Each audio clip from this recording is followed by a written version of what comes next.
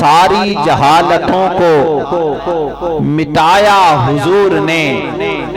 سب ظلمتوں کو نور بنایا حضور نے، ساری جہالتوں کو مٹایا حضور نے، سب ظلمتوں کو نور بنایا حضور نے۔ یہ دنیا تھی بے قرار، کڑی دھوپ تھی مگر، یہ دنیا تھی بے قرار، کڑی دھوپ تھی مگر، رحمت کا ہم پہ کر دیا سایہ حضور نے۔ دنیا تھی بے قرار، کڑی دھوپ تھی مگر، رحمت کا ہم پہ کر دیا سایہ حضور نے۔ اور اڑنے لگی فضا میں عداوت کی دھجیاں، عداوت کہتے ہیں دشمنیوں کی، اڑنے لگی فضا میں عداوت کی دھجیاں، ایسا دلوں میں پیار بسایا حضور نے۔ اللہ اللہ حضور کی مہمان نوازیاں، چادر پہ کافروں کو بٹھایا حضور نے۔ ظاہر ہوا دعائے ابراہیم کا اثر، ظاہر ہوا دعائے ابراہیم کا اثر، ربنا وابعث فیہم رسولا منہم، ظاہر ہوا دعائے ابراہیم کا اثر، کعبے سے جب بتوں کو ہٹایا حضور نے۔ اقدس رسول پاک کا کردار ہے عظیم، اقدس رسول پاک کا کردار ہے عظیم، دشمن سے بھی ہر عہد نبھایا حضور نے۔ اقدس رسول پاک کا کردار ہے عظیم، دشمن سے بھی ہر عہد نبھایا حضور نے۔ حضرات محترم، ہم اس نبی آخر الزمان حضرت محمد مصطفیٰ احمد مجتبیٰ صلی اللہ علیہ وآلہ وسلم کے امتی ہیں، جنہوں نے دشمنیوں کی دھجیوں کو اڑا کر ہمارے اور آپ کے دلوں میں پیار اور محبت کو پیدا کر دیا۔ ہم اس رحمت للعالمین کے گیت گانے والے ہیں، ہم اس رحمت للعالمین کا کلمہ پڑھنے والے ہیں، جنہوں نے کفار کے لیے اپنی چادر کو بچھا دیا۔ وہ چادر جس کا کچھ حصہ حاصل کرنے کے لیے یا اس چادر کا دھاگا حاصل کرنے کے لیے صحابہ کرام، تابعین اور صالحین ترستے آئے ہیں، اس محمد مصطفیٰ نے کفار کے لیے اپنی چادر کو بچھا دیا۔ اور ہم اس رسول مکرم کے ماننے والے ہیں، ہم اس رسول محتشم کے ماننے والے ہیں، ہم اس رسول مکرم کے گیت گانے والے ہیں، جنہوں نے دشمنوں سے بھی وعدہ نبھا کے دکھلا دیا۔ یہ نہیں فرمایا کہ آپ کافر ہو ہم مسلمان ہیں، آپ دشمن ہو ہم مسلمان ہیں، ہم مومن ہیں، ہمارا آپ کے ساتھ کوئی تعلق نہیں ہے، ایسا نہیں فرمایا، بلکہ اس محمد مصطفیٰ نے دشمنوں سے بھی وعدہ نبھا کے دکھلا دیا۔ آج ہم اسی محمد مصطفیٰ کی تعلیمات کو نظر انداز کرتے چلے جا رہے ہیں، آج ہم اسی محمد مصطفیٰ کی تعلیمات کو ہم نے پس پشت ڈال دیا ہے۔ آج ہمارے معاشرے میں ماحول یہ پیدا ہو چکا ہے کہ آج اگر کسی کی رائے کا اختلاف کر لیا جائے، کسی کی رائے کو رد کر دیا جائے، کسی کی رائے سے انکار کر دیا جائے، تو آج اسے فوراً کافر بنا دیا جاتا ہے، آج اسے فوراً دائرہ اسلام سے خارج کرنے کی کوشش کی جاتی ہے۔ ہمارے اور آپ کے امام حضرت امام ابو حنیفہ رحمۃ اللہ علیہ، جب آپ کے بیٹے حضرت حماد رحمۃ اللہ علیہ، جب آپ دینی تعلیم مکمل کر کے عالم دین منتخب ہوئے، تو حضرت امام ابو حنیفہ رحمۃ اللہ علیہ نے اپنے بیٹے حضرت حماد رحمۃ اللہ علیہ سے فرمایا کہ آج کے بعد تم کسی کے ساتھ مناظرہ نہیں کر سکتے۔ انہوں نے کہا بابا جان یہ کیا بات ہوئی، آپ ہر روز مناظرہ کرتے ہو اور ہمیں مناظرہ کرنے سے منع فرماتے ہو، اس میں क्या हिकमत है? तो हजरत इमाम अबू हनीफा रहमतुल्लाह अलैह फरमाने लगे कि आज के दौर में जो तुम मुनाजरा करते हो और जिसके साथ तुम्हारा मुनाजरा होता है, तुम्हारी ये कोशिश होती है कि जिसके साथ तुम्हारा मुनाजरा है वो फौरन किसी जगह पर गलती कर दे, फौरन किसी जगह पर कोताही कर दे, फौरन किसी जगह पर गुस्ताखी कर दे और हम उसको फौरन काफिर करार दे दें, और हम जिसके साथ मुनाजरा करते हैं हम उसको उस गुस्ताखी की तरफ जाने ही नहीं देते, उस गलती की तरफ जाने ही नहीं देते, उस कोताही की तरफ जाने ही नहीं देते, पहले ही उसके सामने मसला वाज़िया कर देते हैं।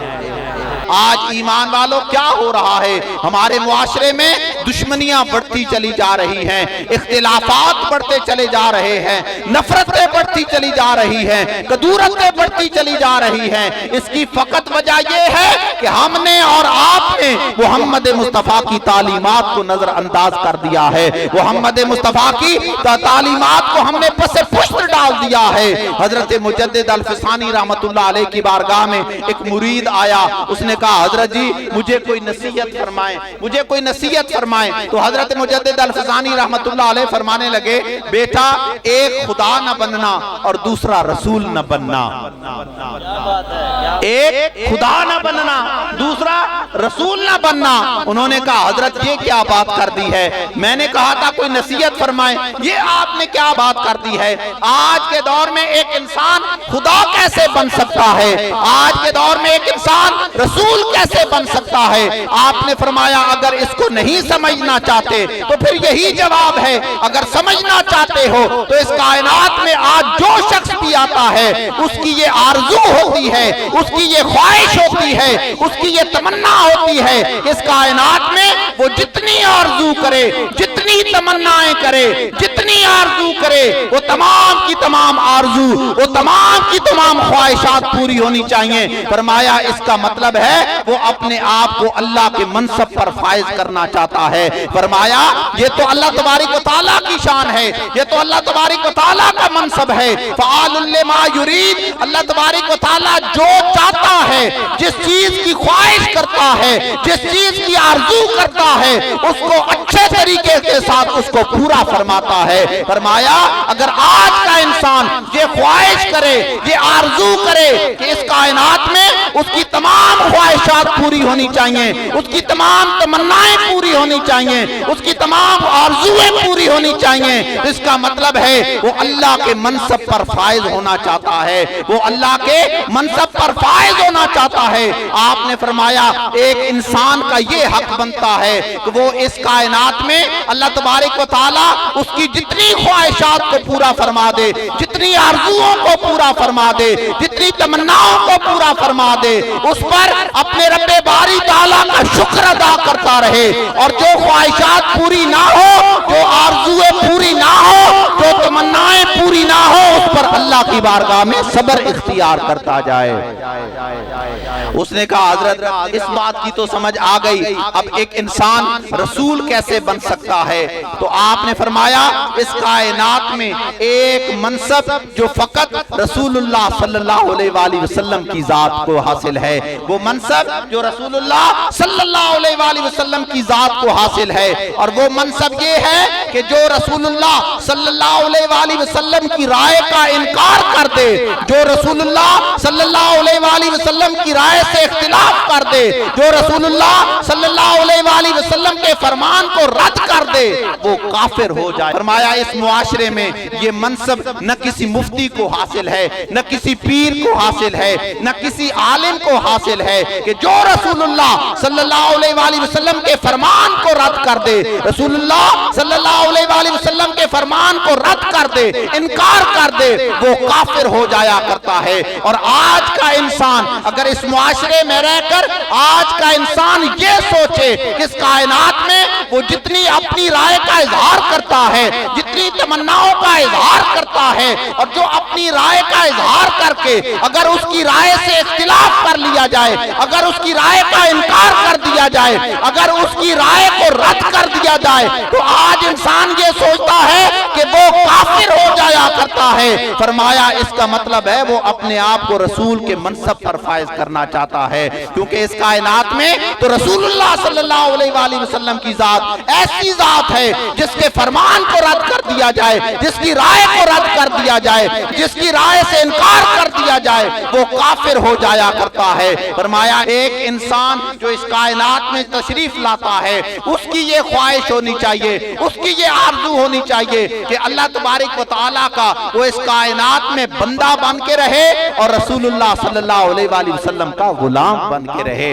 باقی رہی بات علمی دینی مسائل پر اختلافات، تو ایمان والو یہ صحابہ اکرام میں بھی آپس میں چلتے آئے ہیں، انہوں نے تو ایک دوسرے کو کافر نہیں قرار دیا۔ باقی رہی دینی مسائل پر اختلافات، یہ تو ائمہ کرام میں آپس میں چلتے آئے ہیں، انہوں نے تو ایک دوسرے کو کافر نہیں قرار دیا۔ لیکن آج اگر کسی کی رائے کو رد کر دیا جائے، آج اگر کسی کی رائے سے اختلاف کر لیا جائے، آج اگر کسی کی رائے کا انکار کر دیا جائے تو اسے فوراً کافر بنانے کی کوشش کی جاتی ہے۔ حضرات محترم، ہم ائمہ کرام کے ماننے والے ہیں، ہم ائمہ کرام حضرت امام ابو حنیفہ رحمۃ اللہ علیہ کے ماننے والے ہیں، اور حضرت امام محمد رحمۃ اللہ علیہ اور حضرت امام یوسف رحمۃ اللہ علیہ، آپ حضرت امام ابو حنیفہ رحمۃ اللہ علیہ کے شاگرد تھے، اور شاگرد ہونے کے باوجود حضرت امام محمد رحمۃ اللہ علیہ اور حضرت امام یوسف رحمۃ اللہ علیہ شاگرد ہونے کے باوجود اپنے استاد حضرت امام ابو حنیفہ رحمۃ اللہ علیہ سے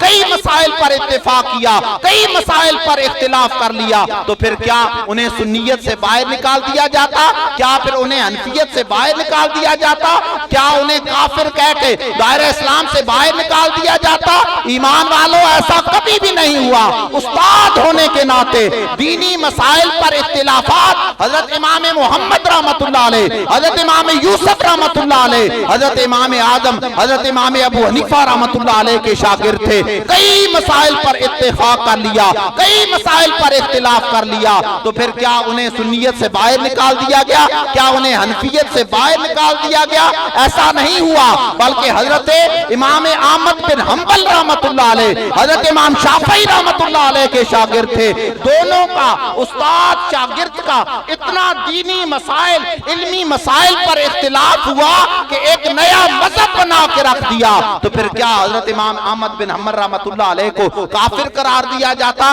کیا انہیں دائرہ اسلام سے خارج قرار دیا جاتا؟ ایسا کبھی نہیں ہوا۔ دینی علمی مسائل کے اختلافات اپنی جگہ، لیکن ہمارے نزدیک تمام ائمہ کرام حق پر ہیں۔ ایمان والو، آج سوشل میڈیا پر یہ اختلافات پیدا کیے جا رہے ہیں، آج نعرہ بازی کر کے مساجد کے تقدس کو پامال کیا جا رہا ہے، مزارات کے تقدس کو پامال کیا جا رہا ہے۔ اس لیے ہم عوام الناس کی بارگاہ میں یہ رائے رکھنا چاہتے ہیں کہ آج مزارات کے تقدس کو پامال نہ کیا جائے، آج مساجد کے تقدس کو پامال نہ کیا جائے۔ ہر ایک اللہ اور اس کے رسول سے محبت کرنے والا ہے، اللہ اور اس کے رسول کو ماننے والا ہے۔ آج مزارات اللہ کے ولیوں کے دربار میں، اللہ کے اس گھر میں لوگ مراقبات کرنے کے لیے آتے ہیں، مجاہدات کرنے کے لیے آتے ہیں، مشاہدات کرنے کے لیے آتے ہیں، لیکن آج نعروں کی گونج میں آج مساجد کے تقدس کو پامال کیا جا رہا ہے۔